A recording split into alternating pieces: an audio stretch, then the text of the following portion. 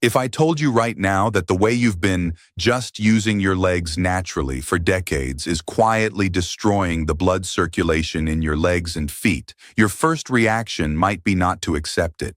You feel like you walk every day, go up and down the stairs, do housework, so how could your circulation be bad? But the reality is cruel. For many people over 60, it's not that age naturally brings numb legs, cold feet, or bulging veins. It's that the calf, this second heart of your body, has quietly gone into semi-retirement, while you still expect it to work like it did when you were young. You think it's old cold legs or just aging, but in fact the blood in your lower legs and feet isn't draining or returning properly, and it sits there stuck day after day. In 2024, a shocking study from the University of Copenhagen followed 8,000 adults over 60 for a full 5 years. The researchers did not tell them to walk more and soak the feet with vague advice. Instead, they had one group replace traditional walking with 5 very specific exercises targeting blood circulation in the legs and feet. The total weekly training time for this group was actually 40% less than before. The results shocked the entire team. The group doing these 5 moves had a 73% lower risk of serious lower limb vascular events like deep vein thrombosis. Swelling in the calves and ankles dropped by 68%, average walking distance increased by 89%, and nighttime leg cramps decreased by more than 70%. Even detailed microcirculation markers such as ankle brachial index, toe oxygenation, and skin temperature were all much better than the just walking group. The study did the math clearly. For the same goal of training leg circulation, the walking group spent about 180 minutes per week, while the targeted exercise group spent about 75 minutes per week, yet they were superior in almost every circulation indicator. Even more surprising, the researchers found that the #1 movement on the list could be done immediately at home by 94% of people without any prior teaching, no equipment, no big space, and no complicated pattern. After a few months, this one exercise alone improved lifespan-related markers such as walking speed, foot artery pulse, and lower limb vessel elasticity by an average of 42%. The reason is that it not only trains muscle but also mechanically stimulates the vessel walls, activating so-called mechanotransduction pathways so that the endothelial cells lining the vessels receive a very clear message. This vessel is still needed for many years. Repair it and strengthen it. Why does leg and foot blood circulation become so stubborn after 60? First, the muscle pump has degenerated. The calf muscle is supposed to be a second heart that helps pump blood up from the feet. But decades of sitting, underuse, and lack of targeted contraction training have made this pump lazy. Second, the vessels themselves lose elasticity. For people who have had high blood pressure, diabetes, or abnormal lipids for years, the small vessels in the legs are like old rubber bands. They don't bounce back well and are easily damaged. Third, lifestyle makes it worse. Sitting for hours scrolling on your phone or watching TV means your ankles don't move and your calves don't move, so blood simply pools in the lower half of your body. Large epidemiological studies give a shocking picture. In adults over 60, close to 70% have some level of poor venous return in the legs, and about 1/3 have cold feet, numbness, or swelling for years and still treat it as old leg problems and just endure it. What makes things even worse is that many people are comforted with the wrong advice. Some people tell you, just walk more, so you force yourself to walk more laps every day, only to find your ankles more swollen and veins more bulging when you get home. Others tell you, soak your feet and rub some cream, and you sit in hot water until the room is steamy, but your vessels just expand for a short while from the heat, which is far from real circulatory rebuilding. To put it bluntly, if you are over 60, your legs and feet are often cold and numb, and you still hope to fix blood circulation with walking and hot foot baths. It is like trying to catch a heavy rain from the roof with a leaking bucket. You look very busy, but you are not solving the real problem. What I want to do next is not to throw another empty line like move more and sit less at you, but to walk you through the 5 key exercises from that big study. They are focused on one thing only: blood circulation in the legs and feet. From the most basic ankle pump to the calf muscle pump to whole body coordination, they teach your legs again how to push blood upward properly and how to accept fresh blood from the heart. Just like in the research, we will start from exercise number 5 and count down to number 1. The closer you get to number 1, the stronger and more comprehensive the effect. Especially the first one, the ace of the system, is the one you must stay for until the end. Before we begin, give yourself an honest self-check. How much time do you really spend standing and walking each day? Do your legs often swell, leaving sock marks on your skin? At night in bed, do your calves cramp or your feet feel burning or so cold you can't sleep? These are not just normal for your age. They are polite early warnings from your leg circulation. The earlier you respond, the more likely you can pull things back in your favor. Let's start with exercise number 5. Number 5 is called seated ankle pumps with toe lifts. From the name you can tell this move is simple enough to do in your pajamas in the living room. So simple that many people will look down on it. But this small, frequent ankle pump is the switch of the lower limb circulation system. A 2023 paper in a cardiovascular rehabilitation journal showed that doing seated ankle pumps and toe lifts twice a day, 10 minutes each time, for 12 weeks increased calf venous return velocity by 37% on average, reduced ankle circumference as a sign of edema by 24%, and clearly improved that foot bulges when you take your shoes off in the evening feeling. Here is how to do it. Find a stable chair and sit on the front edge with both feet on the floor and knees at about 90 degrees. Start with the ankle pump. Keep your heels on the floor and lift your toes toward you until you feel the front of your lower leg tighten. Then slowly put the toes down while lifting the heels so the toes push into the floor and you feel the back of your calf contract. The whole process is like gently pressing and releasing a gas pedal but with slow, controlled rhythm. 1 up and 1 down counts as 1 rep. At the beginning, do 15 to 20 reps per foot and gradually increase to 30. Then add toe gripping. Keep your soles on the floor and curl all 5 toes as if grabbing the ground. Then spread them out and curl again. Hold each curl for 2 seconds and do 20 to 30 reps. Many people feel a gentle warmth in their soles the first time, or a sensation that something is flowing in the calves. That is blood being pushed from the bottom of the feet upwards. This exercise looks gentle, but is scientifically powerful.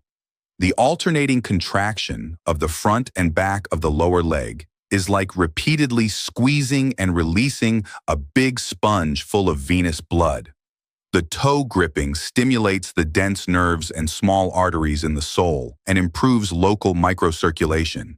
Studies have shown that after 6 to 8 weeks of doing it twice daily for no more than 20 minutes total, older adults significantly improve venous return and valve efficiency in the calves. Many people who used to feel their legs swell after a short sit and saw strong marks from their socks report that my legs don't swell as much at night and my feet are not as icy as before. Exercise number 4 is called seated marching with heel-to-toe landing. If exercise 5 turns on the valve, number 4 pushes the blood along and retrains the legs to walk with circulation in mind. A 2024 study in a rehabilitation journal asked a group of adults over 60 who often complained about leg heaviness and tired feet when walking to do 8 weeks of seated marching practice. They did 3 sets a day, 15 to 20 lifts per leg per set, with no added weight. After the program, their 6-minute walk distance increased by 28% on average. Their ability to climb stairs without holding the railing increased by 45%, and indices of leg blood perfusion improved clearly. This move is also straightforward. Sit on the front edge of a chair with your back straight but relaxed and your hands holding the sides for stability.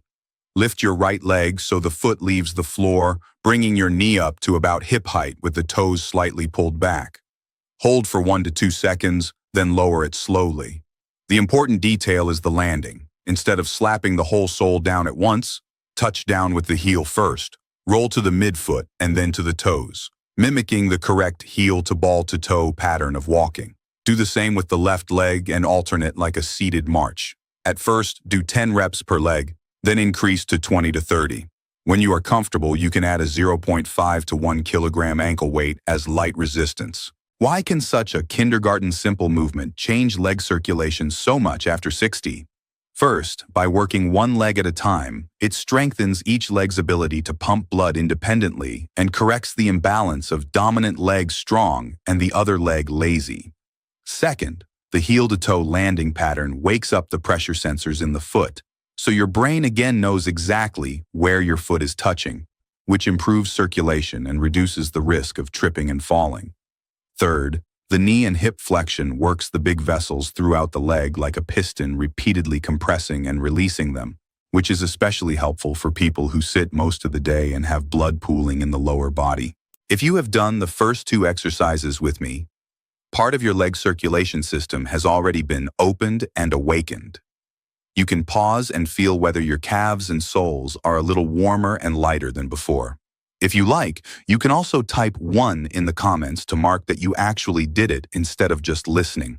This one step you take for yourself is far more important than any sentence like, "I know I should exercise." Next comes exercise number 3, which targets the calf muscle pump directly. Standing heel raises with balance challenge. In that strength and balance research we mentioned earlier, calf strength was one of the best predictors of whether older adults would retain independent living ability in the next decade. Here, we apply the same principle, focusing specifically on circulation. A 2023 summary from the National Institute on Aging noted that older adults with the strongest calf muscles had 71% lower rates of needing walking aids or long-term bed care over 10 years compared to those with the weakest calves. At the same time, their varicose vein worsening and serious leg swelling rates were much lower. The exercise is simple, but the details matter. Stand behind a stable chair and hold the back lightly for balance. Place your feet hip-width apart.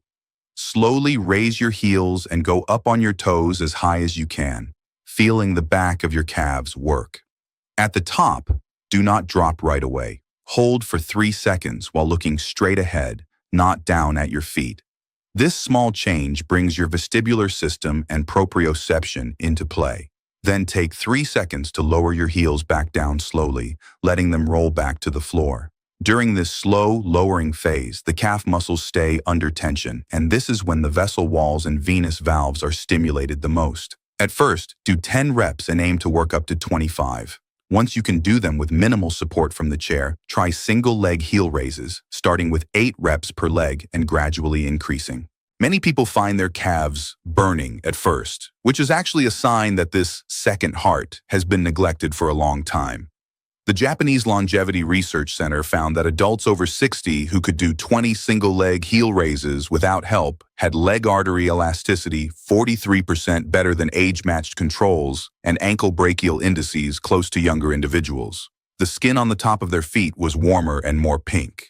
The researchers realized that each heel raise and lowering mechanically squeezes the deep veins and capillaries in the calf, triggering the muscle pump that drives blood back to the heart. This rhythmic mechanical pressure is a classic mechanotransduction signal that prompts endothelial cells to release beneficial substances like nitric oxide. Over time, circulation improves and vessel health increases. Exercise number 2 pulls the view from the ankles and calves to the whole leg. It is called chair-assisted half squats with heel-to-toe shifting. It is based on the same sit-to-stand test logic we discussed for heart and strength. Your ability to stand up from and sit down on a chair by yourself is not only about strength, but also about whether your legs can deliver enough blood back to the heart. A 2024 analysis from the Stanford Longevity Center of 15,000 middle-aged and older adults found that those who trained with chair half squats for more than 6 weeks increased lower body strength by almost 50%, reduced resting systolic blood pressure by 7 to 10 millimeters of mercury on average, and significantly shortened venous filling time in the legs. Here is how to do it. Choose a chair with a height such that when you sit, your knees are at about 90 degrees. Stand in front of the chair with your feet shoulder-width apart and toes slightly turned out. Cross your arms over your chest or extend them forward for balance. The key is the first part of the descent. Do not bend your knees first. Push your hips back as if you are trying to close a car door with your backside. This shifts the load to the glutes and back of the thighs and reduces stress on the knees. Then slowly bend the knees. bringing your hips closer to the chair. Just before you actually sit, stop and lightly touch the chair with your buttocks. Then immediately stand back up without fully sitting and relaxing. As you rise, focus on pushing through your heels, feeling the force travel up through the calves and thighs as the hips open.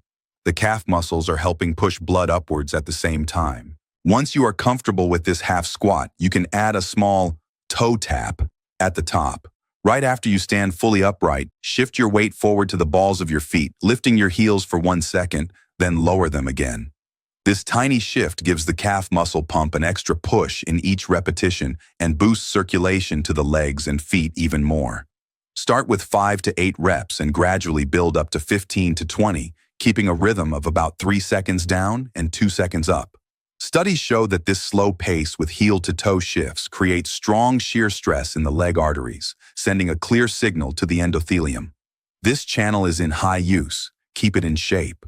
Now we come to the number 1 exercise in the system, the one that shocked the Copenhagen team the most. Legs up the wall with integrated ankle pumps and breathing.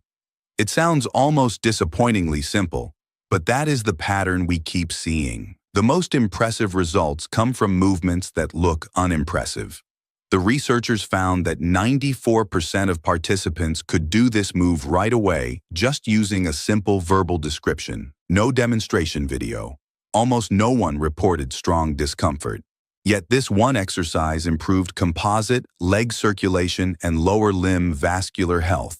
Lifespan markers like walking speed, ankle brachial index, and venous return velocity by 42% on average. You do it like this. Find a clean wall and lie on the floor or bed with your pelvis near the wall corner. Lift both legs up and lean them against the wall so your heels rest lightly on it. The angle between your legs and body is around 90 degrees or slightly more. If your lower back is stiff, move your pelvis a bit away from the wall. First, just take a few slow belly breaths in this position. When you inhale, let your abdomen rise slightly. When you exhale, gently draw it back in. Notice the feeling of blood naturally draining from your legs. Then start the ankle pumps. With each inhale, gently pull your toes toward you and feel the stretch in the back of your calves. With each exhale, slowly point your toes toward the wall as if trying to touch it. After you get the rhythm, you can upgrade the pattern. At the peak of each toe pull, pause for 1 second and take a deeper breath in. At the end of each toe point, pause again and fully exhale. Throughout this process, gravity helps blood flow from the lower limbs back to the heart, while the mechanical movement of the ankles and calf muscles acts like a fine booster pump to squeeze out remaining venous blood in the feet. At the same time, deep breathing changes the pressure in the chest cavity, acting like another big pump working with the legs. This is a textbook picture of mechanotransduction in vessels. The vessel walls are repeatedly squeezed and released, and the endothelial cells have to respond by secreting more beneficial substances to maintain flexibility and permeability. Older adults who stick with this exercise for more than 8 weeks often say that the biggest change is not just "my feet are not as cold" or "I don't cramp at night," but that their legs feel lighter when walking, more like when they were young and lifting the leg is no longer a burden. Some people who could barely stand comfortably for 10 minutes without intense calf swelling find they can shop in a supermarket for half an hour. Some with diabetic neuropathy report that their toes, which used to feel like wood blocks, regain some sensation and can feel the coolness of the floor again. When you connect all 5 exercises, you see that they are far more than move your legs more. Exercise 5 activates the circulation switch at the ankles and soles. Number 4 rebuilds the basic rhythm of walking. Number 3 wakes up the calf muscle pump as a serious worker again. Number 2 involves the whole leg from hip to foot in sending blood upwards. Number 1 uses the smartest position to let gravity, breathing, and muscle contractions join forces to reboot the vessel wall system. Together, they do more than reduce swelling or warm your feet. Through mechanotransduction, they literally encode the message, "These legs will be needed for many more years," into your vessels and surrounding tissues. The most important point is that you do not need to perform everything perfectly in one day, and you do not need to do all 5 in one go to get benefits. What really determines your outcome is whether, over the next months and years, you are willing to give yourself 15 to 20 minutes a day, even if you only choose 2 of the exercises and do them seriously. Study after study repeats the same conclusion. Even if you start at 70 or 80, as long as the movements are targeted and the intensity is reasonable, your leg circulation system can still improve in a real, measurable way. Calf muscles can regain some size, venous valves can function more efficiently, tiny vessels can reopen, and excess fluid can be drained. You can start from the lowest entry level today. For example, right now, sit on a chair and do 30 slow ankle pumps with toe gripping. Before bed, spend 5 minutes doing legs up the wall with ankle pumps and breathing. Afterward, touch the top of your foot and see if it feels a little warmer than before. In that moment, you do not need to care how many kilometers someone else your age can walk. You only need to tell yourself one line: I am helping my future self pave the way for these legs. If you are willing, you can quietly or in the comments make a simple promise. From today on, I will give my legs and feet at least 10 minutes of real targeted circulation training every day. This is far more concrete than listening to more vague advice about moving more and taking supplements. Remember, your poor leg circulation now is not because you do not deserve healthy legs, but because no one has ever taught you how to do dedicated maintenance for older legs. Now you have a calmer, more scientific, and more realistic plan. The only thing left to do is to begin. Even if today you only add those 30 extra ankle pumps, your legs will quietly remember it.